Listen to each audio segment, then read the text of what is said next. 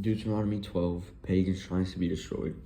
These are statutes and ordinances that you must diligently observe in the land that the Lord your God of your ancestors have given you to occupy all the days that you live on this earth.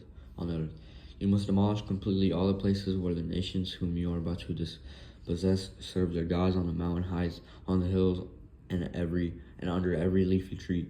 Break down their altars, smash their pillars, burn their sacred poles with fire, and hew down the idols of their gods, and thus blot out their name from their places. You shall not worship the Lord your God in such ways, but you shall seek the place that the Lord your God will choose out of all of your tribes as his habitation to put his name there. You shall go there, bringing there your burnt offerings and your sacrifices, your tithes and your donations, your votive gifts,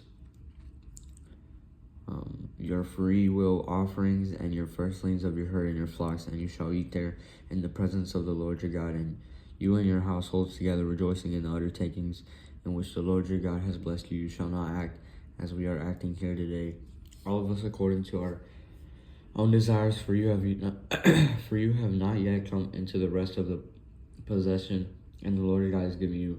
When you cross over the Jordan and live in the land that the Lord your God is allotting to you, and when he gives you rest from your enemies all around so that you live in safety, then you shall bring everything that I commanded you in place that the Lord your God will choose as a dwelling for his name, your burnt offerings and your sacrifices, your tithes and your donations, and all your choice votive gifts that you vow to the Lord. And you shall rejoice before the Lord your God, you together with your sons and your daughters, your male and your female slaves, and the Levites who reside in your towns, since they have no allotment or inheritance with you, a prescribed place of worship.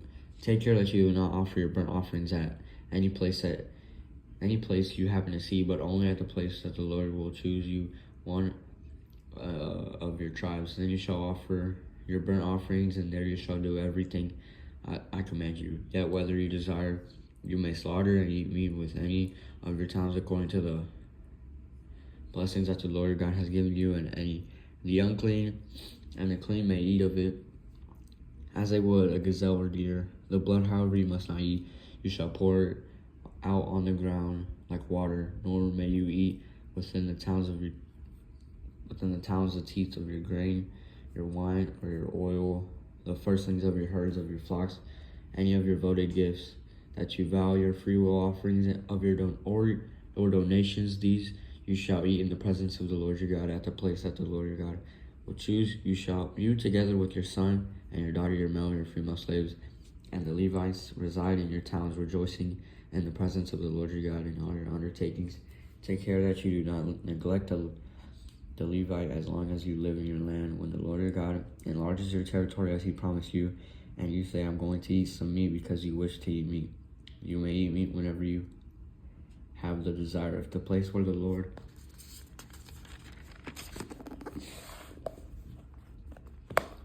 your God will choose to put his name in too far from you, and you slaughter as I have commanded you any of your herd or flock that the Lord your God has given you, then you may eat within your towns whenever you desire. Indeed, just as a gazelle or deer is eaten, so you may eat it. The unclean and clean alike may eat it. Only be sure that you do not eat the blood, for the blood is the life, and you shall not eat the life with the meat. Do not eat it. If you shall pour it out on the ground like water, do not eat it, so that all may go well with you and your children after you, because you do what is right in the sight of the Lord. But the sacred donations that are due from you and your votive gifts you shall bring to the place that the Lord will choose. You shall present your burnt offerings, both the meat and the blood offerings, on the altar of the Lord your God. The blood of the other sacrifices shall be poured out beside the altar of the Lord your God, but the meat you may eat.